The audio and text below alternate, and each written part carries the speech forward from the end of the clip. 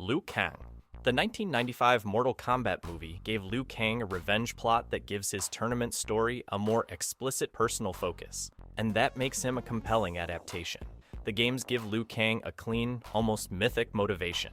Shaolin champion, chosen defender, enters the tournament and wins it, saving Earthrealm from being conquered. The movie foregrounds the wound. His brother is murdered, and suddenly Liu Kang's tournament run carries grief alongside duty. Conventional stuff. A familiar emotional shortcut for an action movie. So why does it hold together? Because the film foregrounds the wound and leaves the job intact. Robin Shu's Liu Kang is still a Shaolin warrior, and the film frames the tournament as a defense of Earthrealm. When everything collapses into the final confrontation with Shang Tsung, he is the one delivering the blow that ends it. The film presents Liu Kang as a lead, while the games make him a tournament champion. The film compresses the championship path, but Liu Kang still wins the tournament and helps secure an Earthrealm victory, with Shao Kahn's threat arriving right behind it. The brother's death gives that burden a face the film makes especially explicit. You can read Liu Kang's game arc and understand it completely without feeling it. Attaching a personal cost to a duty that otherwise reads as abstract heroism is a defensible screenwriting choice. But a tournament can preserve a fighter's job while exposing something more fragile underneath. And some characters on this list discover that distinction the hard way. Mileena. One recognizable thing about Mileena is the mouth. That wide, tooth-heavy Tarkatan grin is one of Mileena's most distinctive visual features. Mortal Kombat Annihilation puts that recognizable mouth on screen, but the adaptation still feels like a clean miss because it leaves Mileena's katana connection largely untouched. She shows up and fights Sonya Blade. The evidence documents her appearance, that fight, and a brief katana-related exchange. Sonya asks if she's Katana, and Mileena fires back, "You wish!" Mileena's identity is built around one specific relationship. In the traditional game timeline, she is a clone of Katana, engineered from Tarkatan biology by Shang Tsung for Shao Kahn and designed to replace her. The horror of Mileena is that she looks almost right. She can impersonate Katana, stand in for her, wear her face in spaces where Katana is supposed to be.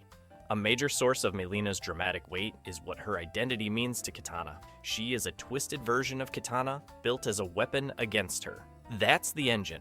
Annihilation keeps the costume and the teeth and sets that engine on the curb.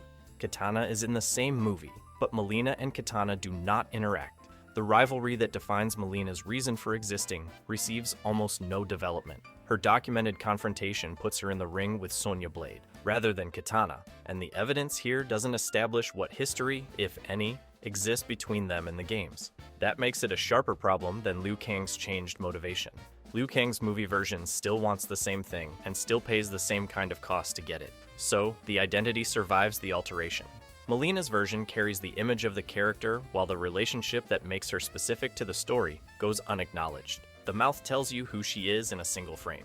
The Katana relationship explains why she matters, and a movie can hand you the first while never touching the second. Some adaptations can preserve a character's identity even when they expand the myth around them. The harder test is whether that works when the original bearer of a famous role is the one being adapted directly. Sub-Zero. A wound from the distant past is exactly where Bihan lives, and the 2021 film knows it. The movie establishes its Sub-Zero as an ancient assassin with a grudge that predates the tournament itself. That expansion gives the film's Sub-Zero a history that reaches back centuries. The escalation works here because the film identifies its masked Sub-Zero as Bihan, the original bearer of the Sub-Zero title. That choice matters more than it looks. The Sub-Zero lineage in Mortal Kombat is famously complicated, with Bihan dying and his younger brother, Kuai Liang, eventually taking over the name and the costume. The 2021 film keeps that distinction intact and presents a specifically identified Sub-Zero. The film makes the call, puts Bihan front and center, and builds its antagonist role around him. The powers carry over, and the film pushes them further. The film presents Sub-Zero with ice-based powers, but the supplied evidence does not establish that every game ability works exactly the same way on screen. The film is described as expanding Sub-Zero's ice effects beyond the fighting game presentation, although the supplied evidence does not establish the precise scale comparison. You could argue the amplification changes his balance as a fighter, and some fans have criticized the film's Bihan as one-dimensional and purely evil. The counter is that the dramatic function stays the same.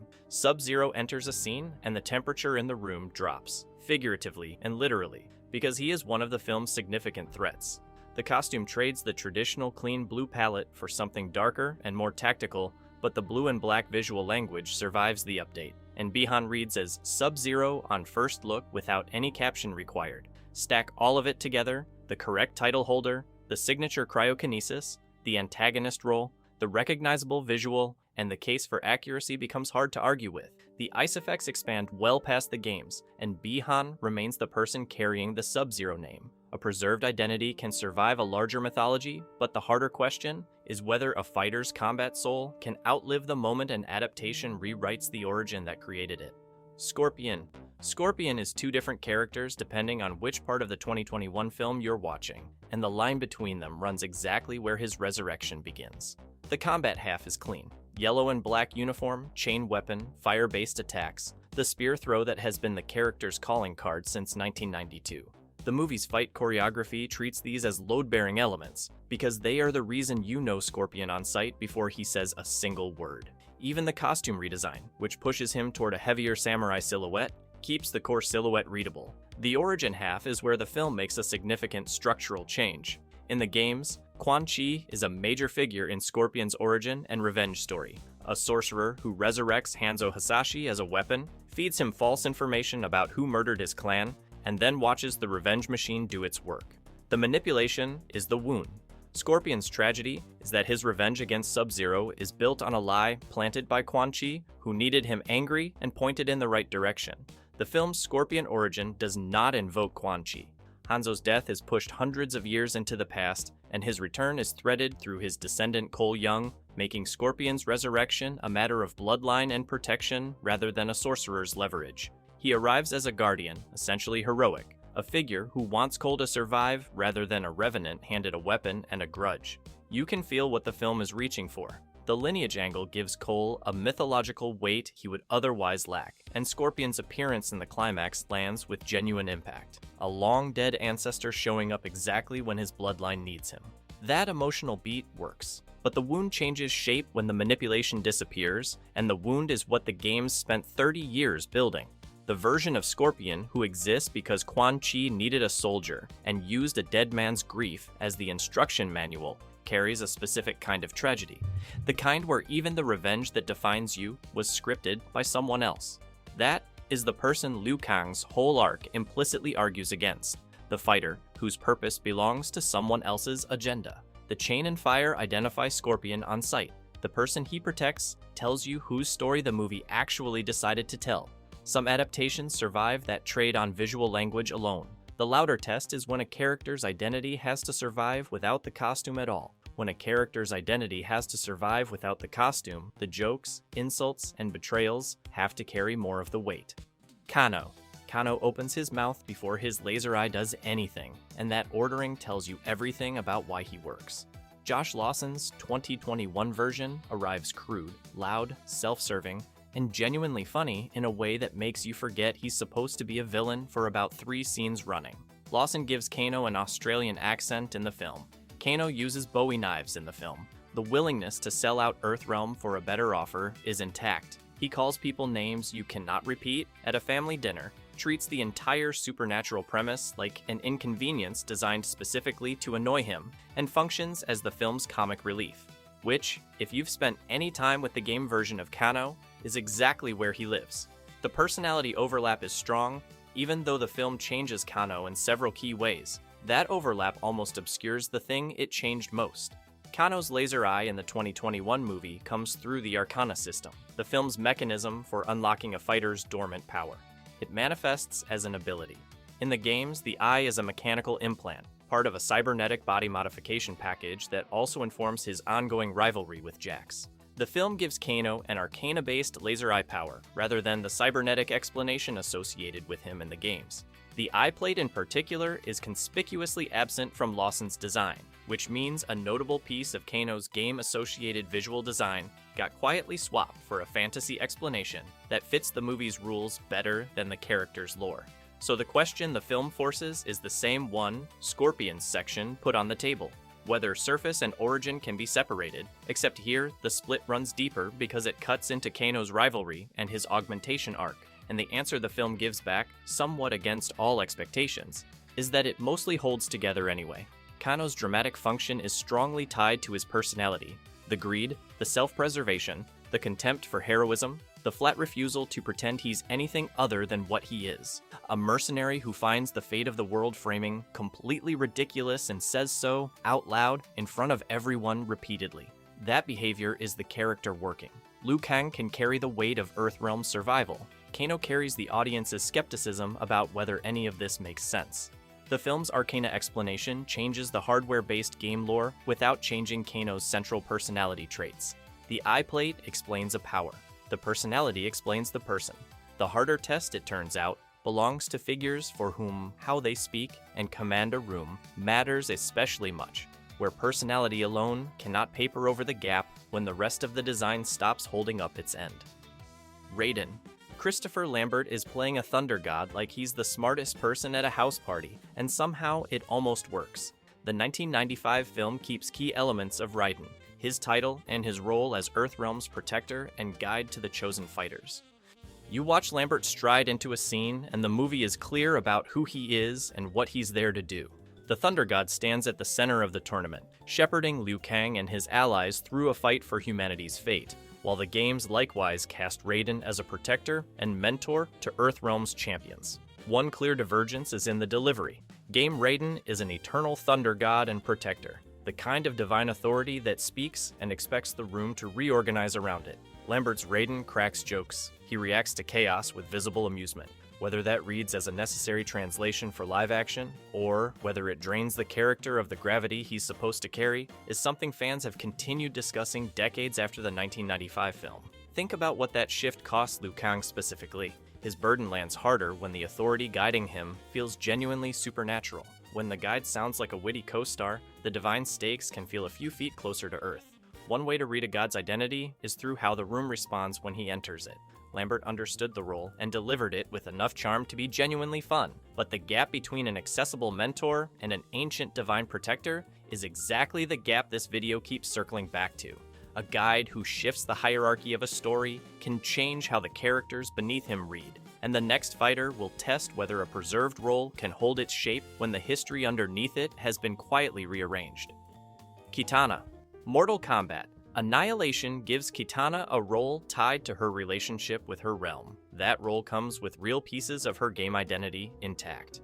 Talisa Soto returns in 1997 as Kitana. She is an Edenian princess standing against Shao Kahn, fighting with the Steel War fans that have been her signature since the second game, and she is clearly on the right side of the war.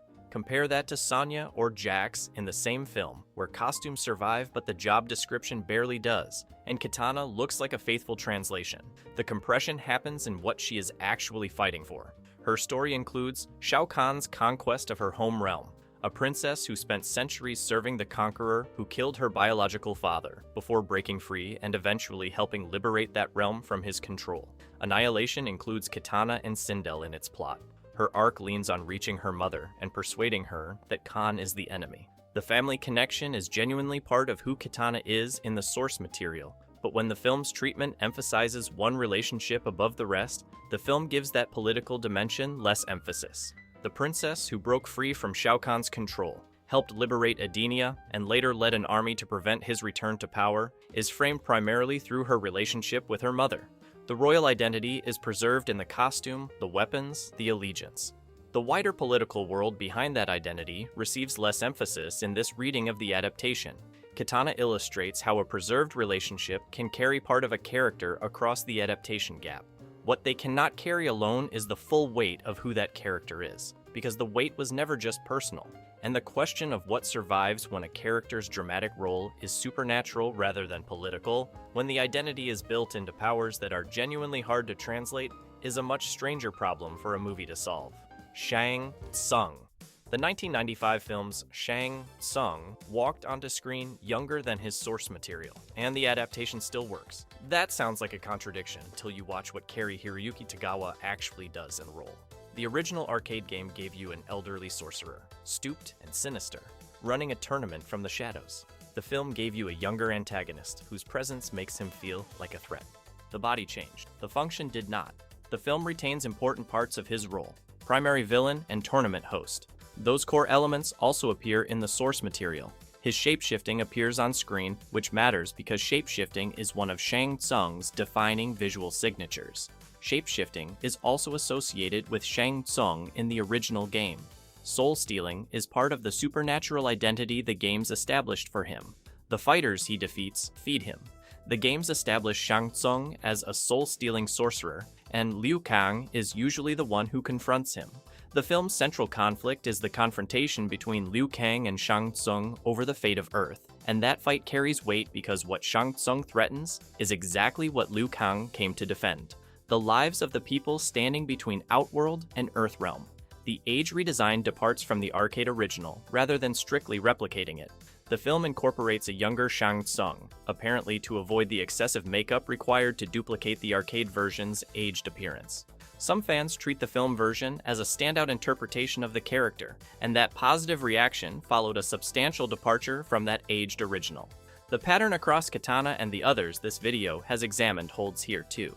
Shang Tsung suggests one possible reading: a redesigned body can remain recognizable when a defining method of control stays unmistakable. His shape-shifting and soul-stealing identity are the clearest evidence for it. A fighter's iconic body can itself arrive through transformation, and the next case tests whether an injury that rewrites someone's physical form can still carry the person who existed before it. Jax. Sub-Zero freezes Jax's arms and shatters them, and that single moment does more for the character than 3 decades of cybernetic upgrade lore ever managed. The game version of Jax gets his arms destroyed in a fight with Ermac, then replaces them with military-grade cybernetic enhancements. Clean, functional, mechanical. The 2021 film swaps the culprit, swaps the mechanism, and arrives at the same man. Sub-Zero is the one who destroys the arms, and the Arcana-based mystical power system is what builds the replacements back. Different machinery, same destination. The film gives Jax a more visible recovery arc than the game material cited here. The film makes Jax's personal recovery visible through his arm loss and replacement arm arc, and the metallic arms carry weight as the continuation of that same arc. You watched him helpless. You watched the cost. So when the payoff comes, when the silver arms finally lock in and Jax steps back into the fight, the silhouette is doing 2 jobs at once. It is the character you recognize from the source material, and it is also the conclusion of a story about a man who had something taken from him and refused to stay down. The military bearing is there, the physical presence is there, the personality, grounded and combat-focused and loyal, fits the game version so precisely that the film barely has to explain him. He functions as an Earthrealm ally in the film, as Jax does in the games, a guy who belongs in the fight because he earned it.